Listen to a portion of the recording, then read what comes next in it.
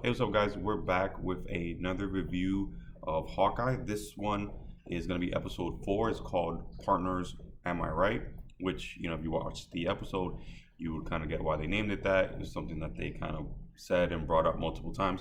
So, my general thoughts of the episode was I thought it was really well paced. I thought it was well written. The dialogue was great. As always, if you've been watching my reviews since the beginning, a big fan of the show. I thought the first two episodes were good. I thought the third episode was great. I think as of now, it's still the best episode of the series so far. And then episode four came out, and I think it falls right where one and two were. That I think it's good. I don't think it's great. I might have some issues with it, but I don't think it's nothing, major, I guess. So those are my, general thoughts of the episode.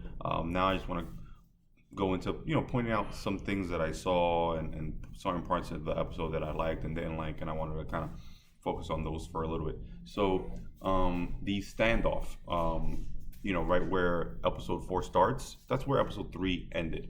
And it kind of leaves us at the end of episode three. It leaves us like, oh shit, it's about to go down in episode four.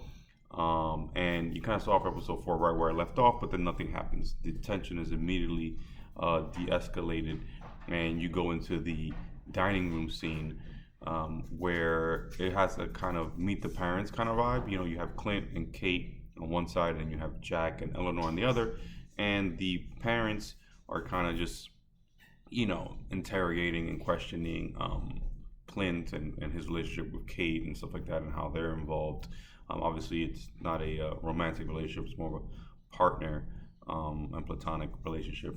Well, one more to the other, because Clint mentions multiple times that they're not partners and they're not friends. But Kate has another thought entirely. So I thought that scene was really fun, even though it did kill the tension of the scene prior with Jack and Clint. Again, throughout the entire episode, I keep seeing that they're building up Jack to be that villain, but I think it's a red herring. I think obviously it's Eleanor, Kate's mom. I think Kate killed Kate's dad for the insurance money so they could keep, their living style. And I also think she's with Jack just as a setup. I think she doesn't love him. I think she's with him for the sole purpose of setting him up as the fall guy if anything goes south with whatever nefarious plans that she has, in the works. And I also think she was the reason Elena popped up at the end of the episode, because obviously, if you saw the episode, once she meets Clint and she sees that he's involved with her daughter, she makes a phone call after they leave, or after he leaves. And I think that the person on the other end of the phone had to be one of two people. Either it was Elena herself, or it was Val, and Val eventually called Elena to take Clint out.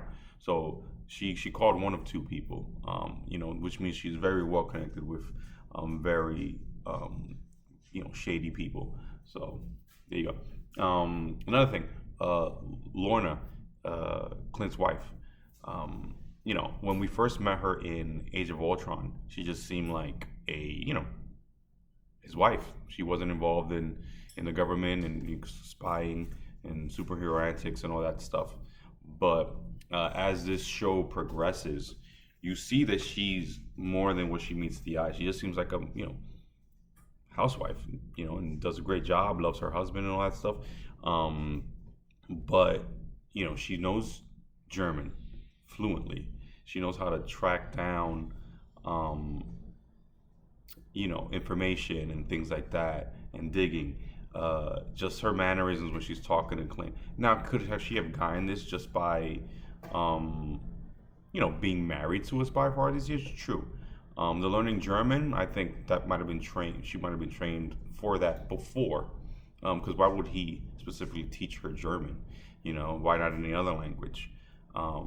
So I think that's interesting. I also think she is the owner of the watch. So obviously, Hawkeye is after this watch that was stolen from the Avengers compound. So some people could assume that the watch belongs to Tony. Um, I don't think so because when you hear Tony talking about the watch, he says that if the people, grab this watch and find out what it is and are able to, trace it back to the owner and things like that, the owner's going to be in very big trouble because they've been out of the game for a long time and it could get them killed and stuff like that. Obviously, it's not Tony's because Tony's is already dead. So I think that's his his wife's, and she was a Shield agent or some kind of government operative, and she's been retired for a long time because she met Clint. I do think also that she might have been in Budapest when he went to kill Black Widow. I think he might have met both of them there and brought both of them back. One retired, being his wife, and then the other one just defected and started working for for Shield. And I think she met Clint, retired, fell in love, or fell in love, then retired, then had kids, and that's why she's been out of the game for so long, and then decided never to come back. So I do think those are my theories in terms of like the watch, his wife, and Budapest and stuff like that. Now the Budapest stuff could be a little stretch, but I think it could be a way of why her and Nat connected so well. The three of them because of that shared experience with the spy life and meeting in Budapest. Going on, so episode happens, blah blah blah blah. They get to what I call the movie night scene where Kate comes back from her parents' house and she goes to Clint's house and knows that he's missing his family and stuff like that, and he's alone. So she brings a bunch of movies and drinks, and they have kind of a movie night. I thought that was cool. Like they're connecting and going back and forth, and him teaching her tricks and talking to her about arrows and things like that, and what to do and not to do. I thought that was pretty cool. I like those character moments where there's not just explosions. You kind of see the human side of people and the human interactions. Those are my favorite in any MCU movie or offering. So I thought that was pretty cool, especially the ending of that kind of marathon scene where she starts to poke and prod him about the Ronin suit and why not to choose this superhero life and stuff like that, his regrets, and she kind of just figures that he's talking about Natasha, and he starts to talk to her about Natasha and his failure of not saving her, and how he brought her in, and how he was tasked to kill her originally when he went to Budapest, but he saw that she looked like she just wanted a way out, and he made the right call. So I thought that was a very heartwarming scene. I actually felt that scene more than her actual death, because in Endgame, which is a whole other story, I felt like her death was fairly, quick. There was no time to actually grieve for the audience. It was boom, boom, boom, boom. Next, scene, next action sequence or whatever. So this quiet time talking about her and what happened to her, I thought was very hard hitting. So next, the last, I guess, scene or the last like 10 minutes of the episode is when they actually go to someone's house to retrieve their watch. They go in. I thought the scene was decent. I thought it could have been handled better.